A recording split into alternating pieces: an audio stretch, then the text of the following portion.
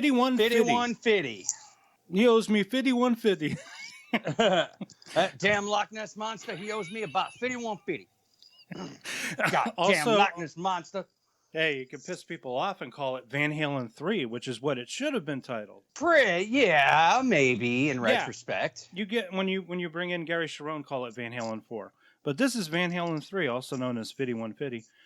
And 5150, the criminal code for lunatics in California, apparently, and also the location of Eddie Van Halen's studio, which is up on the market, I might add. I checked the location. It was, well, no, actually it's not. It was actually purchased, but it was purchased for $7 million. Oh, jeez. But that was back a while ago. I don't know if that was the property, but that's the area, and that's a very nice area of Southern California. I'm surprised Wolfgang didn't want to keep it for himself. I don't know. Maybe he didn't leave it in. Well, I don't know. It's a little weird to consider. Well, Valerie didn't get shit when he died. Wolfgang and Alex got it all. But the thing about it is Valerie was with him in his final moments. It's weird. I think Valerie was the love of his life, really. And he did didn't he get married again? Yeah, I believe he did.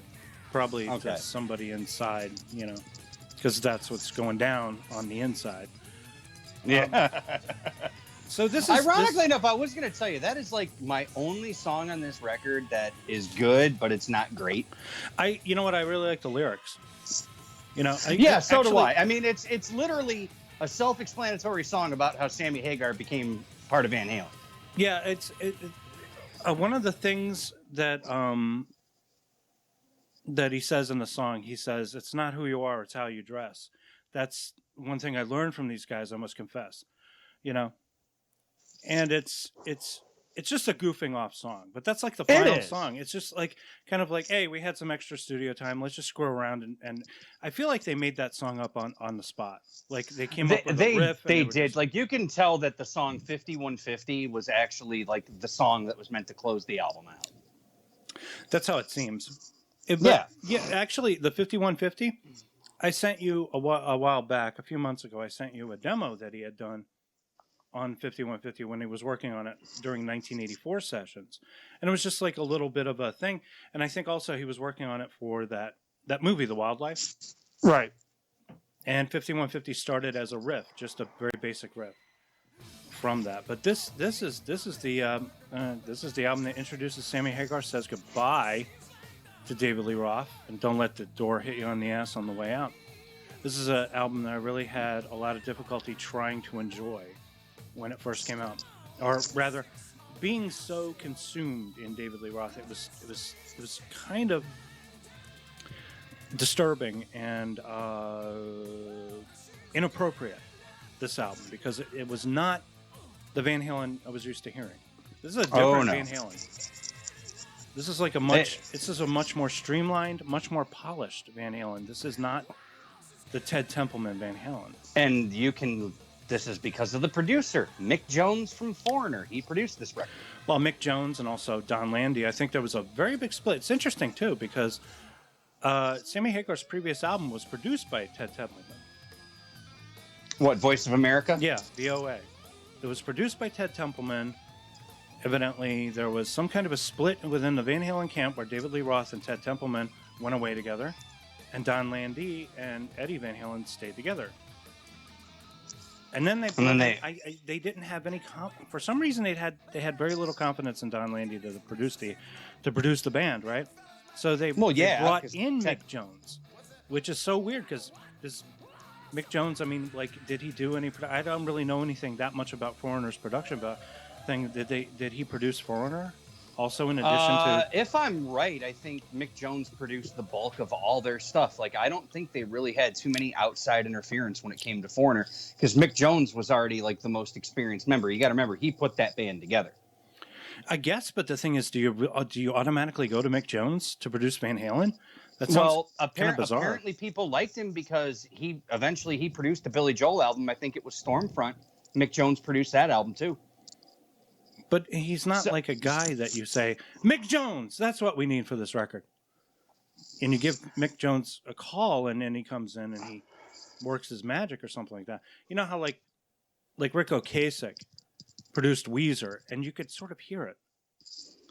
A little bit. I mean, at the same time, you listen to... And then he produced No Doubt, and you could hear it. You could hear it a little bit. Yeah, I agree. The thing I can hear when I hear this album is it's literally the most 80s Van Halen album that was released in the 80s. Well, yeah, definitely. It's that kind of thing that hits you on a different level because it's not quite 1984. And then it has Hagar is all throughout this. I mean, like, this is almost kind of a Sammy Hagar solo album, but with Van Halen as his backing band in a way.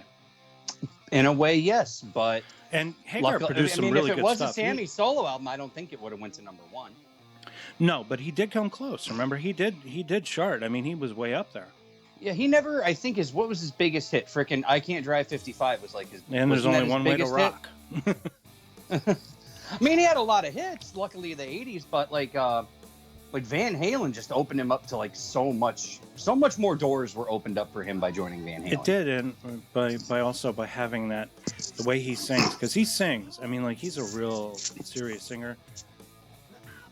Well, you know what? An old radio interview I heard years ago, and I need to know if you agree with me on this.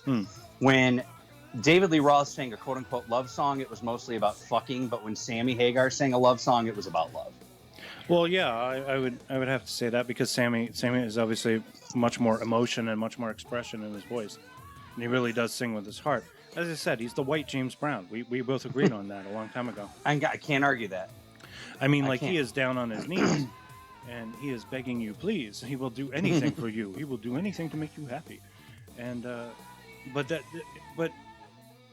so getting into 5150, like I said, it's a much more polished record. It's sometimes to its detriment because I feel like there's a lot of synthesizer working and there's a lot of the electronic drums.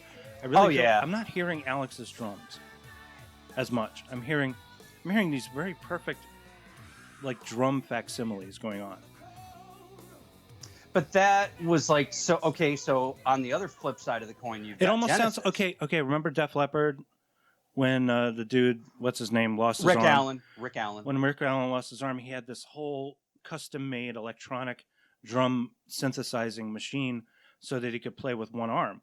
Kind of sounds like that a little bit, you know? Well, and that was the thing about the 80s, because again, I was going to say Phil Collins did the same thing. So you've got the 83 Shapes album. That's when he started experimenting with the Simmons drum kit.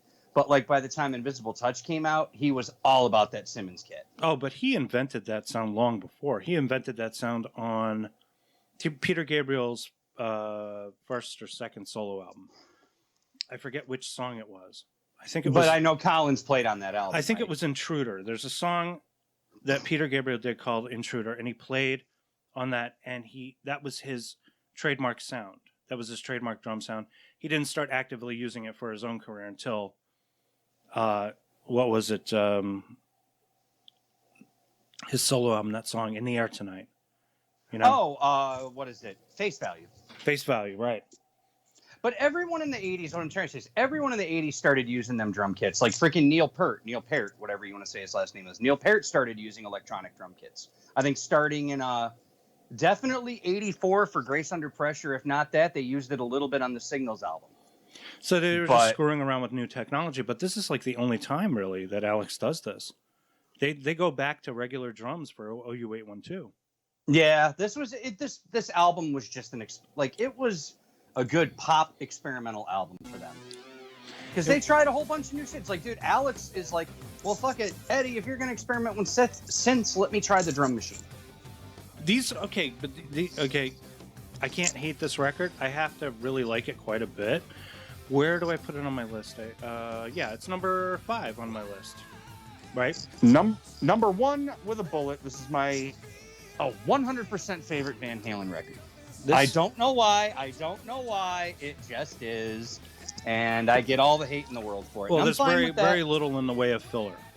You know, there's very little. What do we say? Inside, maybe inside, but you can still inside listen to it. and get up, and inside are like up and make it work. Yeah, I mean it's a good song, but it's a filler track. But Get Up is sandwiched between 2 incredible songs. Why can't this be Love and Dreams, right? Yeah, so all you have to do is it opens up with fucking Good Enough. And Good Enough's a jam, dude. That song's a jam. It's a hello, baby. And that song should have been a hit, goddammit. It never was. Well, I think it was just meant to be a clarion call for Sammy Hagar's arrival in the band, as it were. As he says, hello, baby, to you. He is signaling to the prospective listener that he has taken over the band. But like I said, I put this on number 5. It's right below Fair Warning and right above 1984. For me, it's a better record than 1984, but only barely. It's just by an inch. By, as you would say, a cunt hair. A cunt hair. it's just a little bit better than 1984 because 1984, I guess this is maybe what we were going for because it's obvious that Eddie and David Lee Roth had differences. They had their own separate camps. David went off and made his solo record.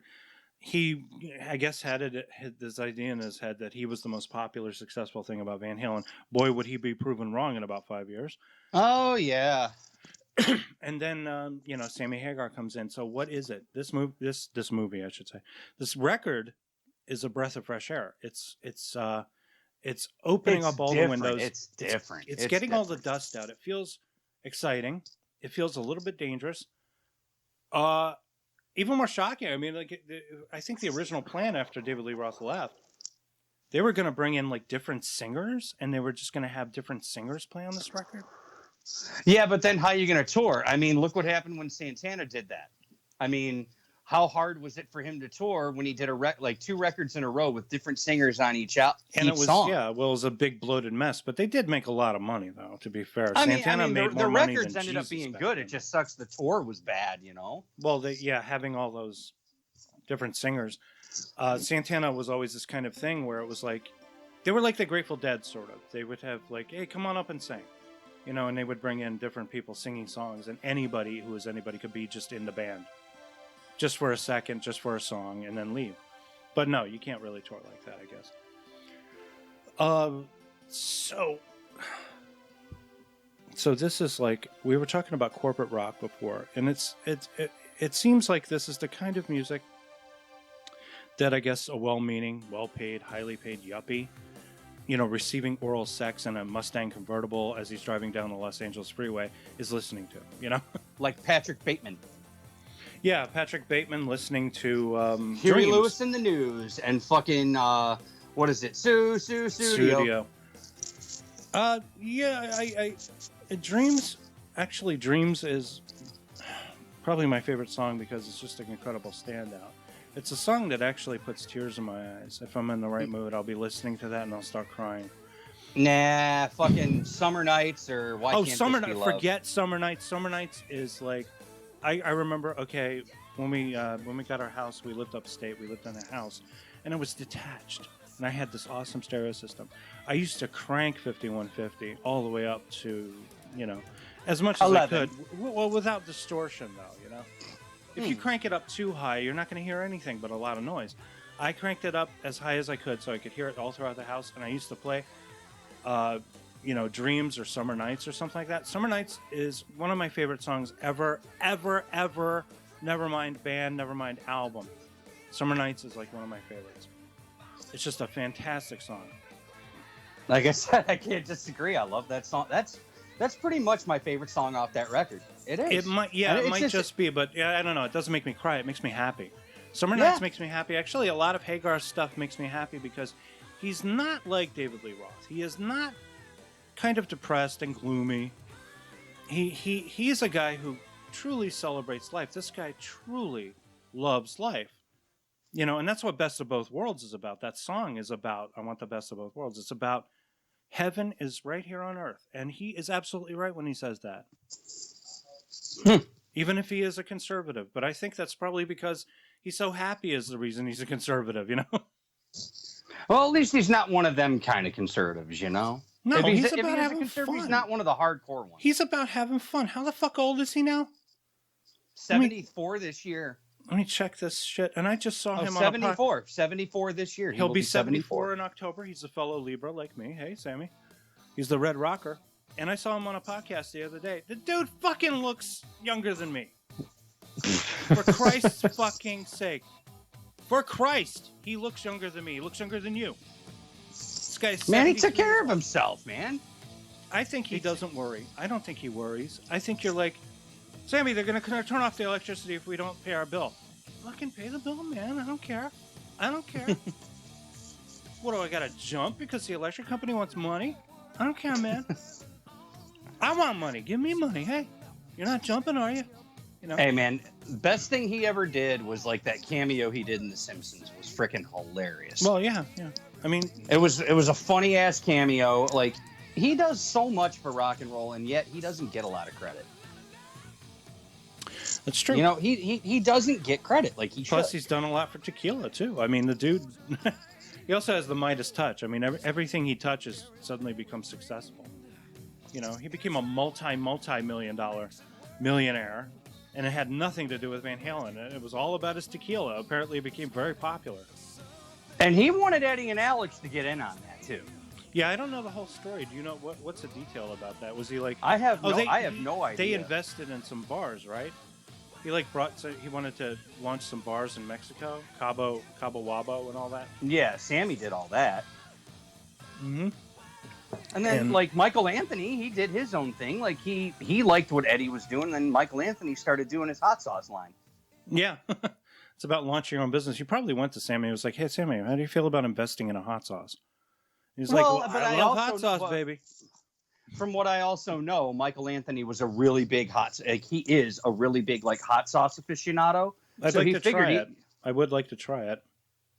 From what I hear, it's really good. Like, everyone tried copying Michael Anthony because, like, so many stars, like, have their own line of hot sauce now. But it's like Michael Anthony was the first person to do it. But then, in effect, Paul Newman was, like, the first celebrity to come out and endorse, like, a salad dressing. So. Yeah, and put his face on everything, too, right? Yeah, Paul Newman kind of started that whole trend, I think. Oh, hey, Newman's Own popcorn is really good. I like that shit. I liked it, dude. I love Newman's Own Italian, man. The Saccaroni sauce? I don't know about the Saccaroni sauce. Yeah, I think it's the Saccaroni sauce. I love the little stories he puts on the back. But I can tell you, I did try Sammy's tequila, and I'm not a big tequila drinker. I tend to only drink tequila when I'm playing pool, or I guess when I have a really bad toothache or something. But it was really good. It was really hard tequila. I mean, it was like like that Jose Cuervo. Fuck that shit. This stuff like, is dude, I don't drink tequila, but if, like, someone had a bottle of Sammy's Cabo in front of me, I'll drink it. Yeah. I mean, but it's expensive too because most of these celebrity, like the Dan Aykroyd vodka, I've heard is very good, but it's also very expensive. You know, things like that. But anyway, getting back to this, we got to wrap this shit up. Love this record. Why Can't This Be Love? Love that song. Love Dreams, Summer Nights. Like I said, one of the greatest songs ever in the history of the universe. Best of Both Worlds. Love Walks In. Love Walks In is a weird song when you hear about it because you're listening to the lyrics. Like, it's a love song masquerading as a science fiction story. It's actually about alien abduction. Yes. And that was like, I mean, like he had, when you hear Sammy tell the story, it's hilarious because he's like, I was out on the beach one day and I had this melody in my head and I'm looking up and I swear to God, I saw a UFO. And then I started writing a song about a UFO, man. I almost got abducted. And it's like, well, okay, Sammy. All right. You sure it wasn't a helicopter? No, man, it was a UFO. All right. That's pretty uncanny Sammy impression there, guy. Well, I've listened to him a lot of times, baby. He kind of talks like this, you know. And then we rounded off with 5150, which is that riff, as I told you about from before, from Wildlife. Maybe if I can find it, I'll throw a little bit of it in. That is, if it's not taken down for rights issues. Yeah, fucking YouTube. And then we get into Inside, and that's pretty much the beginning of a new era of Van Halen. And it's funny too, because they'll only produce like 4 albums in this time period, but it'll take a longer time to do. Because they actually took their time on those new records. I guess maybe they had a little. Maybe it wasn't as much of a crunch anymore. Maybe because they were all getting older and they were getting married and everything. And what would eventually, I think, break up the band, at least with Hagar, was that Ed Loeffler stopped being their manager, and Alex Van Halen's brother-in-law wound up taking over. And I guess Hagar had more of a voice with Loeffler around. I guess that's what happened. I also thought it had something to do with Irving Azoff. I don't know. Irving Azoff was... I had only heard his name in conjunction with the band earlier, like in their run. I didn't know whether or not, because he seemed like he would be a really old man at the time, wouldn't he? I mean, he's old, but he's not that old. Like, I just heard a story about how Irving Azoff was kind of like the guy who was responsible for breaking him up. I don't know if it was Irving. I don't know if that was a Journey story, but I mean, there's lividity to the story about how like everything was fine until this person died, and then this person came in and took over, and it like split the camp down the fucking middle. Well, Irving Azoff was like this high-powered rock attorney, right? Or manager or something like that. Well, he was a manager. That was the thing. He was a big manager because he managed so many other bands, like the Eagles. Was Irving Azoff? He wasn't. He also he did. I don't know that he. Well, he took over management of Fleetwood Mac. Oh boy! In the midst of. Because of all the expenses that they had in 1979 on their Tusk tour, and Mick Fleetwood was managing the band at the time, and they didn't like the way he was spending money, even though he was really doing it to try and keep the band happy, so that it would stay together. So Stevie Nicks like leveraged a position within the band and gave basically power of attorney, quote unquote, to Irving Azoff, and he wound up taking over management of the band from that. Well, like I said, I always heard like this Irving Azoff story, but I don't know. But I agree with you that, you know, somebody just came in and broke them up and just made the camps too damn split, which is kind of sad because like them 3 albums they did were good, but then Balance was like fucking terrible. Balance was schizophrenic. Like they started off really well with 5150. Like I said, it was a little jarring in its production values and all that stuff. But then, you know, Oh You Might Want To is actually a real favorite of mine. That's number 3 on my list. I know it's not a big favorite of yours, but it is number 3 on my list because I just love the energy of it. And it was sort of a step backward from 5150, but we'll get to that when we get to it. Yeah, we'll get there when we get there. Then you got For Unlawful Carnal Knowledge, which is really, really good. It brings back Ted Templeman. It brings back that kind of production. And it's a high point for the band and really the peak of their popularity with the Right Now video and the whole Crystal Pepsi advertising campaign. Yeah. Hey, they were able to survive grunge. That was the best part. Like, yeah, they were came able out to get past that. Yeah. Seriously. Yeah. And that album was nice and funky and grungy too. So like it had a great sound to it to go with the era it was being released in. Right. But then Balance comes along, and Balance is like equal parts. It's equal parts For Unlawful Carnal Knowledge and possibly, I want to say 51. I don't know, maybe 5150 a little bit. I would say Diver Down mainly. just for the lack of focus, because it was an unfocused record. That's what is. But that was the end, really, when you think about it, because they didn't put out another album for a long time after that, and then only one more album after that. That was pretty much the end of the band when Hagar left. They just sort of turned into a kind of something else. But we'll get to that when we get to that. Anyway, I put this, like I said, number 5 on my list. You put it at number 1. What's number 2 on your list again? 1984. I see. And, no, Fair Warning. Fair Warning's number 2. Oh, that's right. Yeah, Fair Warning was your favorite Roth album. Yeah. Fair Warning's my favorite Roth. Then 1984, then Van Halen 1. Yeah. But this, it's still, I love listening to it. I love Sammy Hagar's kind of lookout on life. This is just the way he is. It's just a fun thing. And it was something they needed at the time, I guess. Yeah, it was just a whole new change, a whole new sound. I mean, the core of Van Halen was there on that record, but it was just like a whole new sound. Right.